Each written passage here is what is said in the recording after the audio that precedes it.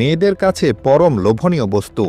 অথচ এই ফুচকার আটা বা টক তেঁতুলের চাটনি তৈরি হয় পা দিয়ে পিষে। পা ছাড়া যে এই খাবারের স্বাদ কল্পনা করা যায় না, এটি হচ্ছে তার প্রমাণ।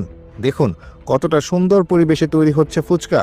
বিশ্বাস করুন আর নাই করুন, দেশে এখনও এমন দৃশ্য দেখা যায় যেখানে পুরুষেরা তাদের পায়ের সাহায্যে এই খাবারগুলোর উপকরণ মাখে বা পিষে মিশ্রণ তৈরি করে। যে আটা দিয়ে মুচমুচে ফুচকা তৈরি হয়, সেই আটা পায়ের তলায় ফেলে ভালো করে মাখানো হয়। শুধু ফুচকায় নয়, ফুচকার টক বা চাটনি তৈরির জন্যেও তেঁতুল পায়ের নিচে পিষে বানানো হয়। আর রুটির আটাও যে একই কায়দায় তৈরি হয় তা অবশ্য এখন সবাই জানে।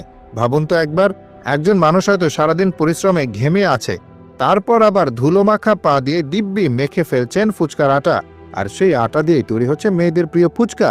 শুধু তাই নয়, তেঁতুলের চাটনির জন্য তেঁতুলও পায়ের সাহায্যে মাখানো হয়, তা তো দেখতেই পেলেন।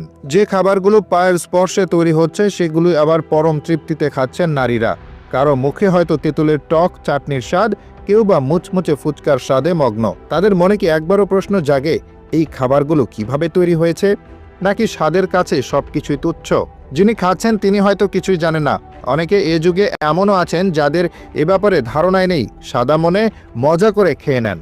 তবে এখন অনেকেই আবার জানেন কিভাবে তৈরি হয় এসব খাবার, কিন্তু এগুলোর স্বাদে এতই নেশা ধরে গেছে যে কিভাবে তৈরি হলো তা নিয়ে আর মাথা ঘামান না। আর যিনি বানাচ্ছেন তিনি হয়তো বলবেন অন্য কোনো উপায় না থাকার কারণে বাধ্য হয়ে এমন করে বানাচ্ছি। তবে দিন শেষে সবই যে মানুষকে বোকা বানানোর ফন্দি তা এখন মানুষ নিজেও জানে। যারা ওভাবে বানায় তারা নিজেদের বোকা ভেবেই বানায়, নয়তো এটা চিন্তা করে যে আর যাই হোক মানুষ তো দেখছে না, তাহলে সমস্যা কোথায়? না দেখলেই হলো, বাজারে বিক্রি হলেই হলো।